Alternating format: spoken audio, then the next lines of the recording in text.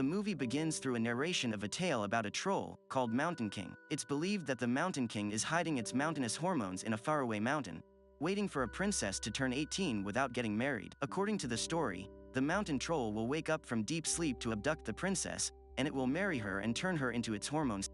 Scared of this event, the king set a marriage for his daughter, who is also considered the princess, before she turns 18 the next day. The king sets the princess to be married to a prince from another kingdom. The prince arrives in the kingdom and introduces himself to the king. The prince acts arrogant and looks down on everyone. During dinner, the prince boasts to the audience. He tells a story of how he managed to knock down a bear, using his bare hands and strength. The princess appears to be not impressed by his behavior, so she walks out of the dinner and expresses her disagreement with the marriage. The king then scolds her and forces her to marry the prince without her consent. Without a choice, the princess runs away from the kingdom to escape from the unwanted marriage. She rides a horse and proceeds to wander around the woods. There, she almost hits a young man named Espen, accidentally making him fall into the river. Espen is a son of a peasant who just came from the market to buy food for his family. Espen gets soaked in the water, so he playfully soaks the princess in return. He then introduces himself to her. However, she is annoyed by his naughty behavior. As a response, he offers her food. She cannot resist it, since she's too hungry and has not eaten anything after she ran away. They get along for a while, and after that, the princess rides her Ferrari horse to leave. Meanwhile, Espen returns to his home. There, his father and his two brothers, Per and Pal, are busy doing chores to build their house. His brothers are annoyed with Espen, because he's always tasked to do the easier chores while they are always doing the hard ones. They get angrier at him upon learning that he only brought a soggy potato, because he gave the rest of the food to the princess. His father then asks his brothers to hunt for food instead. Later, when the dark comes, Espen is facing the fire in the furnace, when he suddenly feels that the ground is shaking. He believes that a troll has to wake up, so he gets the metal rod and swings it around, acting like he's fighting the troll. Unfortunately, the metal rod from the furnace sets a cloth on fire. He tries to set it off, but the fire quickly spreads and eventually burns their entire house. Meanwhile, the princess, who's still wandering around, feels something wrong around her. Suddenly, her Ferrari horse runs away out of fright. It turns out, the Mountain King abducts her. The following day, Espen's father and brothers come back from hunting food. To their surprise, their house is already in ashes after being burned due to Espen's doing. Their possessions are now in ashes, and even his dead mother's image is also burned, which greatly saddens his father. His father then calls him an ash lad out of frustration. After a few moments, the prince and his soldier guards pass by them. Apparently, the entire kingdom is already looking for the princess, and the king offers half of the kingdom and the princess to whoever can find her. Knowing that, Espen's father instructs Per and Pal to search for the princess, since it's their only chance to rebuild their home. He then gives his last remaining penny to them. Meanwhile, he tells Espen that he's now on his own starting from that moment. Espen then follows his brothers on their mission to find the princess. Along the way, Espen finds a broken mirror in a helmet. He picks it up, thinking that he might need it for something. His behavior greatly annoys his brothers. Soon after, he hears an old woman asking for help. He then decides to help the old woman while his brothers continue walking. The old woman's long-running nose is stuck in a log, so he picks up a hatchet to crack the wood, and the old woman manages to be free from being stuck. She says that she's hungry and thirsty. Without hesitation, he gives his soggy potato to her. He says that he's looking for the princess. She says that the Mountain King has taken her away, and he can do nothing to save her. But he is determined, so the old woman gives him a magic map that will lead to a sword that can damage the skin of the Mountain King. He talks to the magic map, and it shows the path he needs to take. In the kingdom, a servant reports to the king that they find a giant tooth. This confirms the king's suspicion that the Mountain King has taken the princess away. At night, the princess wakes up, and she finds herself trapped in the cave of the Mountain King. The following day, the two brothers find golden apples in a basket, and they eat all of them.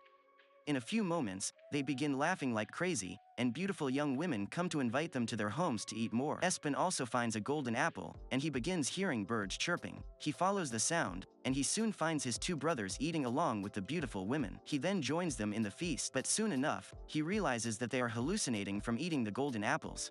Apparently, the beautiful women are witches, while the delicious foods on the table are already rotting. Knowing this, Espen immediately leaves, and he drags the two brothers along with him. They are still under the hallucination spell, and do not want to leave, so Espen slaps both of them to wake them up.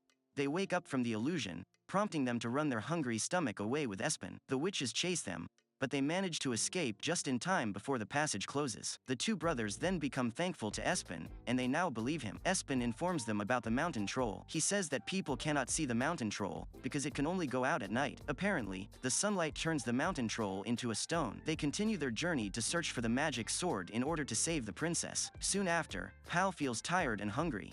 He sees a bar, and he decides to eat there first. Without a choice, the other two follow him. Coincidentally, the prince and his soldier guards are also eating there. The prince is determined to find the princess before anyone else.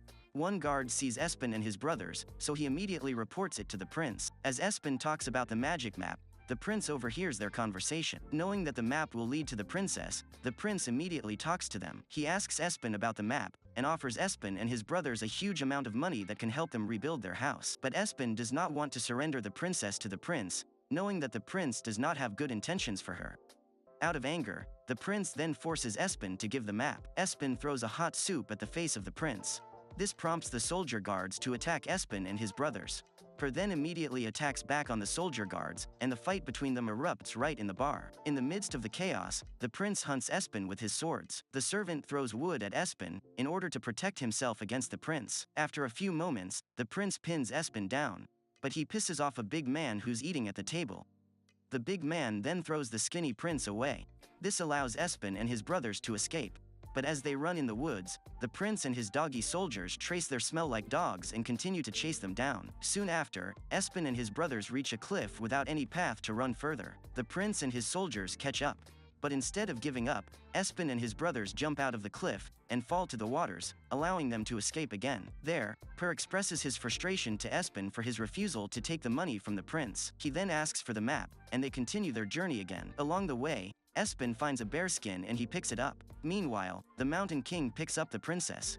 It attempts to marry her at that time, but the princess says that they cannot marry without a wedding dress, so it drops her and puts her back in the cave. Back to the woods, Espen and his brothers reach a foggy place that blurs their vision. Espen's foot gets stuck for a while, causing him to lose sight of his brothers. Just then, the prince and his soldiers find his brother, and they abduct both of them. On the other side, Espen finds the marsh where the magic sword is hidden. He dives in, and the magical creatures that guard the sword attempt to stop him.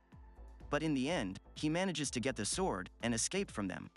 Espen continues his journey, and eventually, he finds his two brothers with the prince and the soldier guards. He wears the bear skin and pretends to be a bear.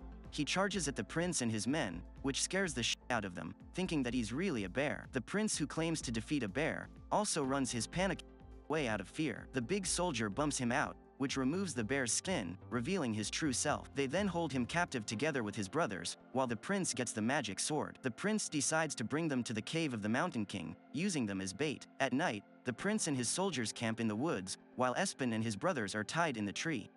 At that moment, the mountain troll arrives, prompting the prince and his soldiers to run away. Espen and his brothers are tied, so they try their best to cut the rope using a small stone. This allows them to escape just before the Mountain King can drag them. After that, the Mountain King continues hunting, until it finds the soldier guards who try to fight back. Unfortunately for them, the Mountain King smacks them to death. On the other side, the prince hides in the treetop. His servant tries to hide from him, and he kicks the servant away. The Mountain King manages to find him, and it takes him away. Soon after, the Mountain King instantly drags Pal away, and it takes both Pal and the prince back to its cave. Meanwhile, Espen and Per are left alone to save the princess and Pal. Per uplifts the spirit of Espen, saying that he believes in the capability of Espen to save them. They try to search for something that can be useful for them. Fortunately, Espen manages to find the magic sword. After that, they continue their journey to find the hideout of the Mountain King. Soon after, Espen and Per arrive at the hall of the Mountain King. There, they find corpses, which is a sign that it's a dangerous place. They find Pal's shoe, which confirms that it must be the hall of the Mountain King. Espen ties a rope that will guide them back to the exit. After that, they continue searching along the hallways.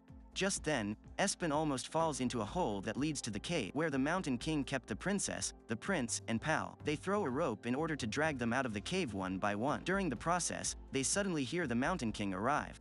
But all of them manage to get out of the cave, and they proceed to get out of the hall of the Mountain King. As they arrive at the exit, they find the body of the sleeping Mountain King blocking it. They then try their best to silently pass through the sleeping Mountain King, in order not to wake it up. But the shit prince accidentally hits it, and it wakes up in anger. They then immediately run to the exit, as the angry Mountain King chases them down. They eventually get out of the hall. However, they find themselves on a cliff, which prevents them from running down. Without a choice, they continue climbing upward to escape. They try their best to climb quickly, as the Mountain King is already behind them. They eventually reach the mountain top where they can no longer run away, while the prince decides to hide behind a stone on the mountainside. The Mountain King arrives, leaving Espen no choice but to fight back against it. He slashes the Mountain King using the sword, which further agitates it. In response, the Mountain King wipes his smelly ass away. Because of that, the magic sword falls down the cliff. Per throws a stone at the Mountain King, and it also swipes but not wipes him. He falls to a hard stone, causing him to pass out. Espen recovers from the injury, and he comes up with a plan to defeat the Mountain King. He tells the princess to distract it with her smelly hormones, and she obliges. He then gets the mirror he picked up earlier out of his bag. After that, he redirects the sunlight from the rising sun to immediately hit the Mountain King. This causes the Mountain King to growl in pain. After a few moments, the Mountain King finally turns into a stone. As their mission is successful, Espen, his two brothers, and the princess begin their journey back to the kingdom. Meanwhile, the prince is also walking back to the kingdom when he encounters the old woman. He asks its direction, and the old woman leads him to the place of the witches. On the other side, the princess gets back to the kingdom, and she gets reunited with his parents. The king offers Espen half of the kingdom, but he refuses to accept it. Instead, he only asks for enough money to rebuild their home and farm. The king then agrees with his request, and also says that he will allow the princess to marry whoever she wants. After that, Espen and his two brothers walk back to their home, and they reunite with their father, who welcomes them back. As their father knows that Espen successfully saves the princess, their father gets proud of Espen. Later on, they rebuild their home, and the princess visits Espen. In the end, Espen spends time with the princess, while the prince spends time hallucinating with the hormone-rich witches. Subscribe to watch more videos like this, turn on notifications, and leave a like to help the channel out. Thank you for watching. You should check these recaps.